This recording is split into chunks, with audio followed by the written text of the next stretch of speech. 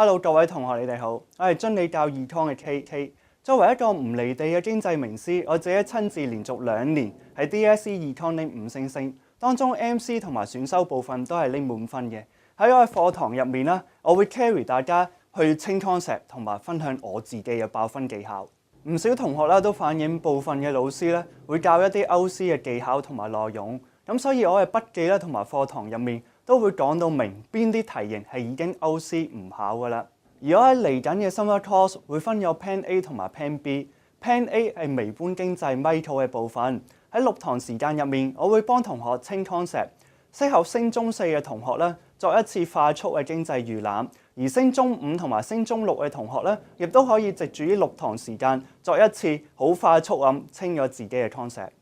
而 Plan B 係宏觀經濟 macro 嘅部分。喺6堂時間入面啦，我會主力講 ASAD、Inflation、GDP、Money Creation 等等重要嘅課題，適合升中5同埋升中6嘅同學報讀。想好似我咁輕輕鬆鬆5星星，唔想 GG 就嚟補我 Econ KK。